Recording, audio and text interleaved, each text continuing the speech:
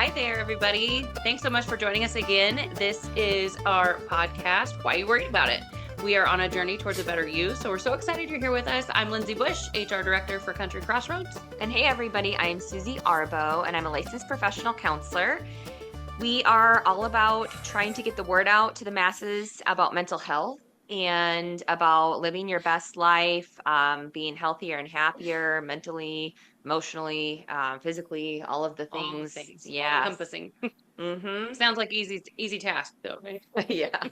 Yes. And one of the things we wanted to create this podcast just to help people and to help ourselves. And so that's why we're here. We're talking about it. We're Yeah, getting which is so people much informed. better. Like before, it was such a, you never wanted to say if you weren't doing okay or if you felt terrible. And I think that it's more and more and more out there, which is great, but it is also still not enough. It's still not enough. So today, I think we're going to focus on how we can talk to our friends and family and people around us when we see them struggling. We've noticed just in our own lives lately, like there is just a lot. It's a lot going on. It is finally getting spring here, so it is nicer, and you'd think that everybody would just be immediately like in a better mood, but that's not always the case. And Susie's the pro on a lot of the stats on that stuff. But we were just talking about it this morning how you'd think everybody would be in such better moods, and they're just kind of not. So it's strange. Yeah, yeah. So actually, like from a mental health standpoint, uh, we see the most suicides into spring going into summer. And people think, well, that's really surprising because you'd think that it would be in the winter when, Mhm. it's kind of the seasonal affective Depressed, yeah. disorder going on and whatnot.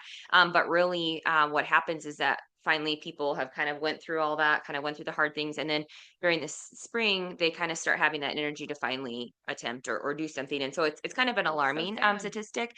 But that's why we're talking about it is that one of the things that I do is I go into businesses and schools Hmm. and colleges and you name it, and I teach people the ways, the signs, ways to kind of tell if somebody is struggling and kind of notice those things and then have those conversations with people. And so those are the couple of the things that we were just going to share today with you guys is just kind of what to look for Hmm. if you notice a coworker or a friend or a family member struggling, because a lot of times you are in a very valuable position because you are the first to notice when somebody is off. Hmm. Like we know our people more than anybody, right? Like Hmm. when you see somebody, like you spend more time at work than you do any other time. And so when you're day by day with them and then all of a sudden you notice some of these behaviors, Yeah. it's kind of your clue. Hey, you know what, I need to say something to them, because one of the biggest protective factors against suicide actually is checking in with somebody and Hmm. asking the right questions and noticing and then connecting them with the help. So some of the signs that somebody might be struggling is if all of a sudden you kind of notice that maybe they're coming in late all the time for work, or if they're a friend or family member, they start just kind of isolating and not showing up and Hmm. canceling plans and just kind of being almost kind of like tired all the time, kind of being run down, maybe not taking care of Hmm. themselves as well as they usually do.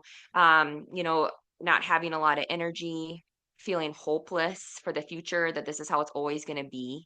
Hmm. If somebody starts talking like they're a burden Yeah. on somebody. And I think knowing too that the real telltale sign of it is when it's out of their ordinary. Because there are some just grouches out there that are just always kind of going to be that way, right? And you don't want to constantly be worried about thinking that that's what they're doing. But yeah, I think truly just knowing people, and even the people that you aren't the closest with, you still know people's personalities. You know how people come into work every day or how they come home from work or whatever.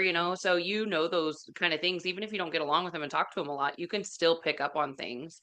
And I think just being vigilant to paying attention to anything that's different and like a prolonged period, I Mhm. guess. I Yeah, mean, yeah, like yeah. behavior wise, like Hmm. you notice that somebody's generally kind of positive and whatnot, and then for a couple of weeks they're just down, Hmm. and you kind of notice that. But like behavior changes like irritability, mood swings, that kind of stuff, kind of angry, kind of always overwhelmed or stressed out. Those are kind of ways that we notice people's moods. Also just talk about like death, or I was just having a conversation, the other day with somebody, and she said, I just wish I could go to bed and never wake up. Like that kind of language, right? And we see this, and I know kind of some people feel really uncomfortable when we Mhm. talk about this, right? Like this isn't like a happy, positive kind of thing.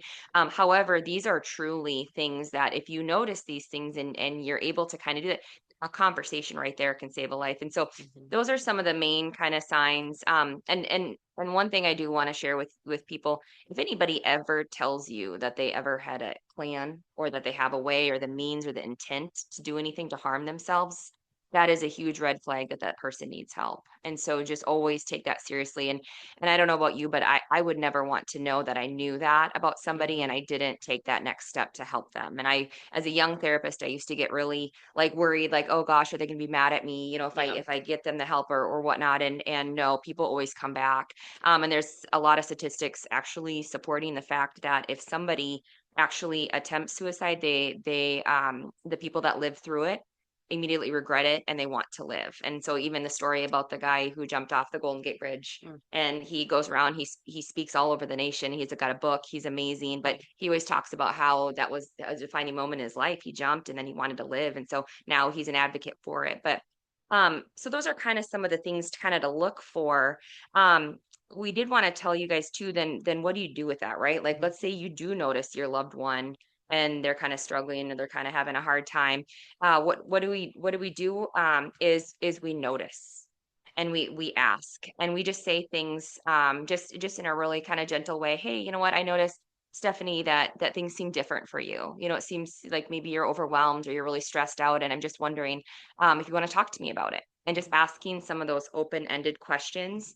And I can't even tell you, it might not be the first time you ask, but maybe it's the fifth time you ask. Mhm. But just you noticing and caring about that person is an instant relief, actually. Mhm. And it's almost like somebody sees it, and somebody knows and gets it. And that's one of the biggest protective factors we have right there, is just Mhm. is noticing. And let's talk about the you good, or Yeah. the how are you And it's doing, what like. we thought.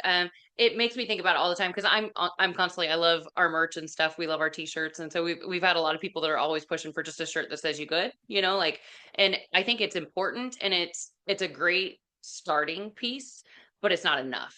Because how many times do you walk by and you say, "Hey, how are you today? Are you good?" Like everything, and everybody's always, "Oh yeah, living the dream." That's what I say all the time, being sarcastic. But I mean, a lot of times people, it's not an open-ended opportunity to say, "Well, I'm so glad you asked. Actually, this is going on in my life." No, it's you good? Yeah, okay, cool. And we're going to move on. There's no real depth there. There's no like, I don't feel like you actually care. I think you acknowledged me, and we're, like we're friendly in that manner, but it's not enough to really get underneath the surface. So just I would challenge you, if you are uncomfortable of having those conversations or asking somebody if they're okay or what's going on, just maybe frame that question a little differently. Ask, like Susie said, make it more open ended. Like, we've noticed this, or I've noticed this. What's going on with you? Or is there anything I can do? Or things like that would help more than just you good. Mhm. And I think I'm trying to talk her into it, guys, but the shirt, we're gonna get a "you good," and then have it say something like, "But for real." No, Mhm. like, "Are you good?" But Like, really. but really, Hmm. because there's so much more to it. It's like, "You good," it should not just be the question mark period, we're done. It should be more to it. There needs to be some extra add-on to it, I think. Hmm. Yeah. Yep, yep, for sure. And when you meet somebody in the hallway, even if you say, how are you today? What's the common answer? Fine. Fine. Yep, just good. I'm fine. So just kind of reframing that is huge. Mhm. And always asking open ended, getting them, and then digging deeper, right? Because at the surface they might just kind of say, oh yeah, just a lot going on. Oh, okay. Well, I'm here. You want to talk about it? I've got some time. Let's go in your office, or maybe it's a loved one. Like, let's do a phone call. Like, I just want to check in with you. Mhm. And one of the best coping skills we have as humans is talking about what's bothering us. Mhm. And I know for some people that is uncomfortable, and I get that, but we have, 26 feelings almost in an hour. And even if you pretend like you don't have that many, like, people have a lot of feelings, right? And Mhm. so just even getting it out and just kind of saying or venting for a minute to a friend or a loved one, even just jotting it down, getting it out of your head can be huge. Maybe you're a prayer warrior, saying some prayers up or whatever kind of, you do. Just getting it out is a huge, huge, huge thing. And so that can instantly help people feel better. Yeah, that's Hmm. great. I want to ask Susie's opinion right now. It just kind of came to me. What do you do with those people who are harder? Like they show now, the Robin Williams of the world, the smiles, the happy, the big over the top, like you would have no idea that anything was happening. How do you pick up or notice things with those kind of people? Hmm. Yeah, yeah, that's super, super challenging because there are people that they don't share what's going on, and they don't um they keep everything kind of bottled because they don't want to be a burden onto Mhm. other people. And so those are our kind of our hardest people to work with. And they always, I know, like, when I was going through graduate school and all the training I've done on suicide prevention, one of the things that they always say is that when people actually like are the ones in your office talking about it and reaching out, like, you have the greatest chance of helping them live, right, and be here. But it's the people that you never see in your Mhm. office, the person that is not ready to take that step, that we can't help as much. And that's unfortunate. And that's why we're doing little things like this, because maybe somebody feels more comfortable sitting in their Mhm. house or driving in their car listening to a podcast than coming to a therapist, Sure. right? And so but yeah, there are certain times in life where just we don't know, Yeah. and they don't give obvious, you know what I mean, kind of signs or tools, or things that we'd recognize. I know that's why I started talking about suicide years ago, is because I lost a friend, a dear friend, and she was a light, and she was so positive, and she was amazing, and always just made everybody feel so good. And she went through a pretty significant life change with a breakup, and she had some depression on top of that. And before you knew it, she ended up taking her life. And so, looking back now that I'm a therapist and I understand some of these things, I thought, oh man, you know what, that breakup, like, that should have been, people checking in, that kind of Mhm. stuff. And so we're learning more, right, Sure. that was over 20 years ago that happened. And so um the biggest thing that we can all do together, we can do little things like having this awareness, having the education, having the conversations, and then knowing what to do when somebody shares with you that they're maybe not okay. And maybe they're not even having suicidal thoughts, but maybe they're just really struggling, Mhm. because what we know is it's kind of like a spiral downward. You know what I Yep. mean? That those thoughts kind of feed off of each other, and depression, anxiety usually go hand in hand. So then what do we do kind of from that spot? And so the biggest thing is always kind of knowing about the 988 number, Mhm. right? The suicide prevention number. It is amazing. You can call or text it any time of the day.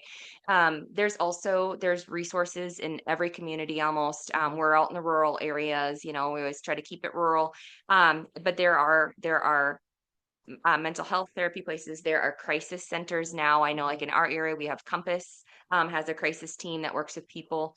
Even just doing workbooks from Amazon on mental health. There's depression, there's anxiety, there's, all that kind of stuff, those workbooks. There's podcasts you can listen to. Talking to your doctor is a huge thing too. Just even, your brain, you might need a little more serotonin or dopamine, and whatnot going. And so sometimes just a little bit of a dose of an antidepressant or anti-anxiety can really Mhm. change the course of somebody's life, especially if you're struggling every day. I cry. I'm a crier, guys, and I am not afraid to admit it. So I can circle down that hole. I've never been that bad, but definitely I'm a big advocate for medication. It keeps me mellow. So Yep. most It's days. it's it's life changing. Yeah, It's life it really changing. is. Yep. Yep. And then, of course, moving our body. There's a tremendous amount of research surrounding just even getting your body moving every day, whether it's a walk, 10-minute, 20-minute walk, or putting on a YouTube video, a little workout, dance, fun video, or going outside playing ball with your kids, Mhm. taking your dog out. Like, there's lots of ways just to get your body moving, but actually exercise is proven to be the one of the best natural antidepressant, um, what am I, Anxiety. anxiety, Yep. yep, medications out there, is just natural Just moving your moving. body.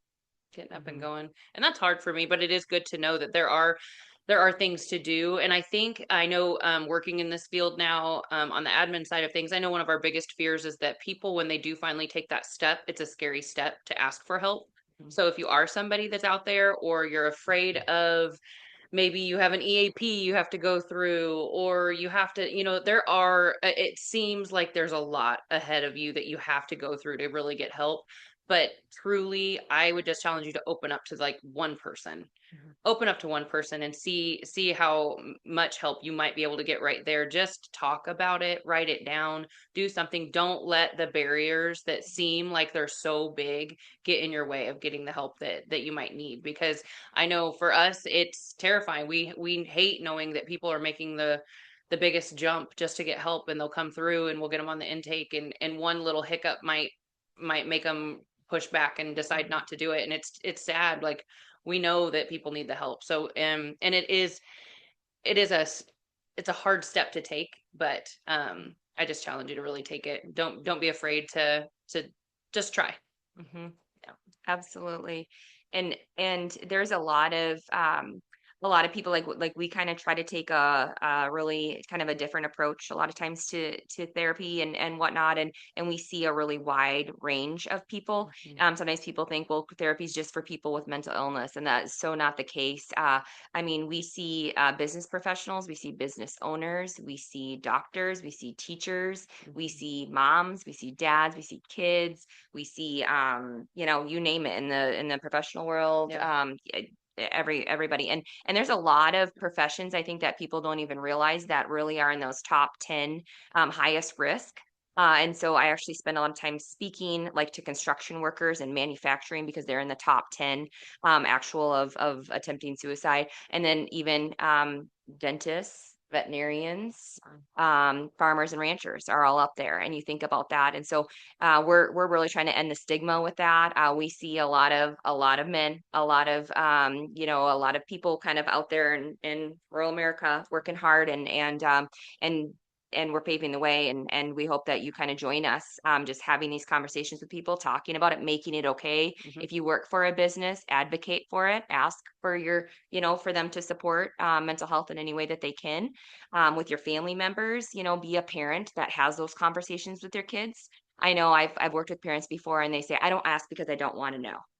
And to me, I'm like, "Oh my gosh," like, and I know how much their child is struggling. I'm like, "That's one of the biggest things you can start doing is having those conversations, and then talking about your own struggles." Mhm. Nobody is perfect. Everybody has their own stuff, and so just having, the courage Mhm. to start talking about it. And there's really no wrong way. It's just jumping in and No. and checking in with people, noticing when they're to kind of recap, noticing when somebody's struggling, when they're off, repeatedly, and then checking in, asking the right questions, and then connecting them with some kind of help, and making sure even that you maybe even hold their hand all the way there, or Mhm. sit down with them and have that do that phone call with them, right? Or send them a text message, keep checking in. Hey, did you make that appointment yet? And of course, if just in kind of recap too, if somebody was really significantly like you were really worried, like you heard all the signs that we talked about earlier, then that's you need to get them to the proper Yeah. authorities Call and for a wellness call. check.